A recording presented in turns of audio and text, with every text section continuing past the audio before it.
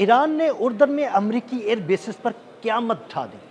Iran के ताज़ा तरीन और खौफनाक हमलों में कई लड़ाका तैयारों के हैंगर्स तबाह हो गए, जबकि अमरीकी फ़ौजियों के रहने वाली रिहाइशगाहें भी तबाह बर्बाद कर दी गई। वहाँ पर शदीद नुकसान हुआ है। इस नुकसान के बारे में अज़हर अली ख़ान से बात करते हैं।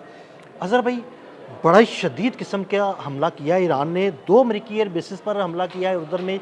ये दोनों अमरीकी एयर बेसिस कौन कौन सी हैं, वहाँ पर कितना नुकसान हुआ, और जो अमरीकी लड़ाका तैयारों के हैंगर्स तबाह किए हैं वहाँ पर कितनी तबाही मची? ये असल में अदील भाई 2 एयर बेसेस हैं जो बेसिकली यूएस की फ़ौज इस्तेमाल करती थी। एक है किंग फैसल बेस और एक है प्रिंस हसन बेस, और ये दोनों उर्दन में हैं। ये खासी बड़ी बड़ी बेसेस हैं और यहाँ पे बहुत ही कीमती सामान रखा हुआ था और उसको तबाह बर्बाद कर दिया। अब मैं जब उसकी आपको तफसील अभी बताना शुरू करता हूँ। सबसे पहले 8 MQ-9 रीपर ड्रोन्स तबाह कर दिए उन्होंने।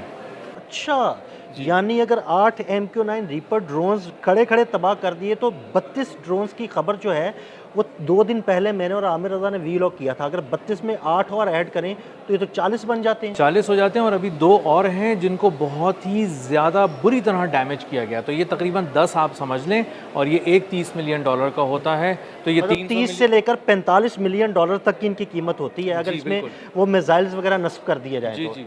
तो ये आप समझ लें कि या तो $300 मिलियन का नुकसान हो गया है या $450 मिलियन का नुकसान हो गया है। इसी तरह F-15 फाइटर जेट इंतहाई जदीद तरीन, जो अब तकरीबन $96 मिलियन का एक हो गया है, उसका एक पूरा हैंगर था जो तबाह हो गया। अब उसके नीचे कितने F-15 थे ये नहीं कहा जा सकता। ड्रोन की एक बहुत बड़ी फैसिलिटी थी जो अलग तबाह की गई है, MQ-9 रीपर ड्रोन से अलग है ये। अच्छा जी, और इसी के साथ साथ 2 हेलीकॉप्टर्स हैं जो तबाह किए गए हैं, और ये हैवी लिफ्ट किस्म के जो थे वो हेलीकॉप्टर्स हैं, यानी कि ये माल बरदार और फ़ौजियों को ले जाने के लिए, सामान उठाने के लिए, और ये बड़े बड़े जैसे कार्गो हेलीकॉप्टर्स आप कह सकते हैं, ये बड़े बड़े हेलीकॉप्टर। जी, इसमें जैसे चिनूक हो सकता है और दीगर हो सकते हैं। तो ये तकरीबन अगर ये 40-50 मिलियन का भी हम एक गिन लें तो ये 2 हेलीकॉप्टर्स तबाह हो गए हैं।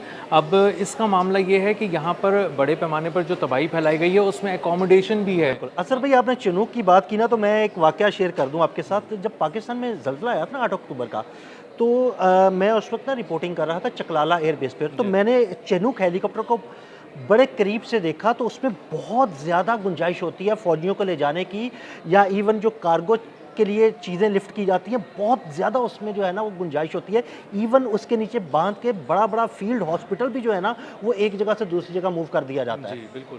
तो ये असल में इसीलिए इसकी इंपॉर्टेंस बहुत ज़्यादा थी, और ये लॉजिस्टिक्स के लिए बहुत ज़्यादा, यानी लॉजिस्टिक्स पे एक बहुत बड़ा वार किया गया है अमेरिका के। तो अब वहाँ पे एक और जो खबर जो ईरान की जानिब से दावा किया जा रहा है कि हमने हाउसिंग भी जो है, जो फैसिलिटी है जहाँ पे रिहाइश इख्तियार करते हैं अमरीकी फ़ौजी, वहाँ पर भी हमला किया है। और उन्होंने कहा है, ये मुख्तलिफ उनकी जो प्रेस टीवी है और तस्नीम न्यूज़ वगैरह है, उसने ये बताया है कि कई अमरीकी फ़ौजियों की हलाकत की इत्तला भी है और ज़ख्मी होने की इत्तला भी है।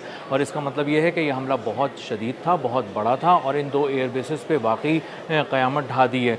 अब आज के इस हमले की इम्पोर्टेंस इसलिए भी ज़्यादा है क्योंकि आज 32 उन बच्चियों की तदफीन हुई है जो मिनाब के स्कूल में शहीद कर दी गई अमेरिका के हमले में, इस जंग के बिल्कुल आगाज़ में, और उनकी बाक़ियात की तदफीन की गई। बहुत ही छोटे छोटे कफन थे, उनके छोटे छोटे हिस्से थे जिस्मों के, जिनको जोड़ के भाई उनकी तदफीन के मौके पर फिर ईरान ने पैगाम दिया है कि भाई हम तुम्हें नहीं छोड़ेंगे। जी बिल्कुल ऐसा ही है, और इसीलिए आप देखें कि बहुत सारे हमले कर रहा था ईरान, बहुत सारी जगहों पे नुकसान पहुंचा रहा था अमेरिका को, लेकिन आज जो ये हमला किया गया है और इसकी तरतीब देखें और इसमें तसलसल देखें और इसकी वसअत अगर हम देखना शुरू करें तो हमें अंदाज़ा होगा कि इन 2 जगहों पे बहुत बड़े पैमाने पर तबाही फैलाई गई है। जो अक़बा एयरबेस है, जो अक़बा एयरपोर्ट है, वहाँ पे भी बहुत एक हमला किया गया है आज ईरान की जानिब से जॉर्डन के अंदर। तो ये बराह रास्त एक खामोश पैगाम इसराइल को भी है कि तुम बिल्कुल बराबर में हो, तो तुम भी अपनी खैर मनाओ कि जिस दिन तुम इस जंग के अंदर दोबारा कूदने की तुमने कोशिश की तो जॉर्डन से आगे इसराइल है और हम वहाँ तक भी पहुँच सकते हैं, और जब हम चाहें वहाँ पे तबाही मचाएंगे। और जॉर्डन पे मुसलसल हमला करने की एक बहुत बड़ी वजह ये भी है कि वहाँ पे अगर आप अमेरिका को इंतहाई कमज़ोर कर देते हैं तो इसका मतलब ये है कि इसराइल पे जो अगर हमला किया जाए या इसराइल कभी हमला करे ईरान पे, तो ईरान जब जवाब देगा ना तो वहाँ से जॉर्डन से एक बहुत बड़ा जो रद्द अमल आ सकता था अमेरिका का, वो नहीं आ पाएगा। पहले यही होता था कि जब ईरान इसराइल पर हमला करता था तो जॉर्डन से जो है ना इंटरसेप्टर्स फायर किए जाते थे ईरानी मिसाइलों को रोकने के लिए। अब अगर जॉर्डन में ईरान तबाही मचाएगा और वहाँ पे उनके इंटरसेप्टर्स ख़त्म हो जाएंगे या तबाह बर्बाद हो जाएंगे, उनकी फ़िज़ाइयत तबाह बर्बाद हो जाएगी, तो ईरानी मिसाइलों को रोकने वाला कोई नहीं होगा। जी, और इन्होंने ये एक पूरी प्लानिंग भी यही थी अमेरिका की। अमेरिका और इसराइल ने मिलकर कहा था कि हम बीच में रख के दोनों तरफ से वार करेंगे ईरान को। हम ना जॉर्डन को मजबूत करते हैं, वहाँ से इसराइल को मजबूत करते हैं, इसलिए F-16 थार्ड पैट्रियट सब यहाँ मंगवा लिए थे उन्होंने, और यहाँ से इन्होंने मजबूत करने के बाद हमले किए। तो अब अगर लोग ये हैरान हो रहे हैं कि इसराइल को क्यों छोड़ दिया है और जॉर्डन पे हमले क्यों कर रहा है ईरान, बार बार और मुस्तकिल क्यों कर रहा है, तो उसकी वजह यह है कि वो दरअसल इसराइल के पाँव काट रहा है। वो दरअसल रास्ते में आने वाली हर रुकावट दूर कर रहा है ताकि जब मैं उस पर हमला करूँ तो मुझे कोई रोक ना सके। और इसीलिए जॉर्डन पे मुसलसल हमला हो रहा है। मुवाफ़िक़ सल्ती एयरबेस की तो ऐसी तैसी हो चुकी है, तहस नहस किया जा चुका है।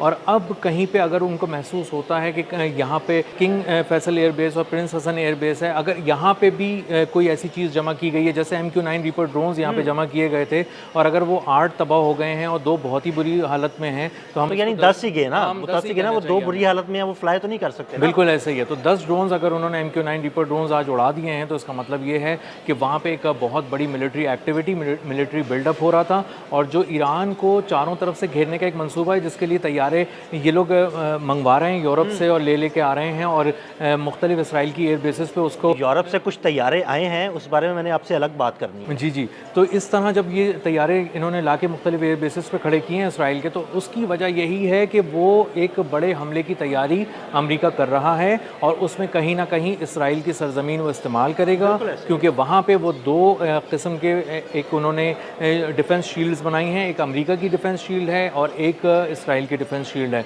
और उसको अंदाज़ा हो गया है कि वो तकरीबन 10 या 18 के करीब जो एयर बेसिस बनी हैं मशरिक़ वस्ता में, जहाँ अमेरिका अपने कदम जमाए बैठा था, मुस्तकिल तौर पे उखड़ चुके हैं। वहाँ कोई चीज़ महफूज नहीं है, या तो यूरोप भिजवा दिया गया है सामान, या फिर उठाकर इसराइल भिजवा दिया गया है। और ये भी कहा जा रहा है कि जो मशरिक़ वस्ता में अमरीकी एयर बेसिस थी, तकरीबन 20-22 जो पहले फंक्शन हुआ करती थी, अब उसमें से सिर्फ 4 या 5 जो है ना फंक्शनल रह गई हैं, बाकी सब तबाह बर्बाद हो गई। जी, और सबसे इम्पोर्टेंट बात इसके अंदर ये भी है आदिल भाई, कि उनका कॉन्फिडेंस ख़त्म हो गया। असल में कॉन्फिडेंस छीन लिया ईरान ने अमेरिका का।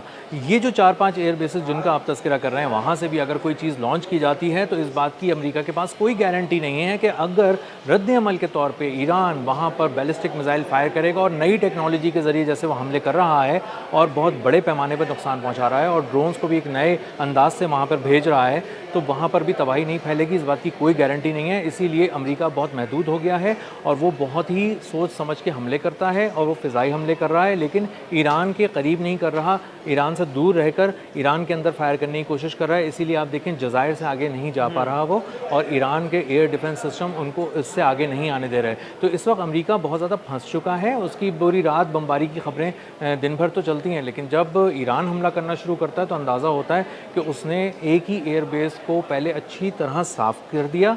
मुवाफ़िक़ सल्ती एयर बेस को जब पूरे उसके कंपोनेंट्स तोड़ दिए, उसको एक तरह से डिसमेंटल कर दिया, तो उसके बाद अब वो आ गए हैं किंग फैसल और प्रिंस हसन एयर बेस पे। तो जॉर्डन एक अलग से उसकी सफाई हो रही है, जॉर्डन में, कुवैत के अंदर अलग से हो रही है, और बहरीन में कहीं से अगर कोई ख़तरा ईरान की तरफ बढ़ सकता है तो ईरान उसको बिल्कुल अलग तरीके से डील कर रहा है। बहुत शुक्रिया अज़हर भाई। अज़हर भाई ने बड़ी तफसील के साथ उर्दन में होने वाली इस तबाही के बारे में आपको बताया। मज़ीद अपडेट्स के लिए हमें फॉलो करते रहें। अदील अहमद और अज़हर अली ख़ान को इजाज़त दीजिएगा।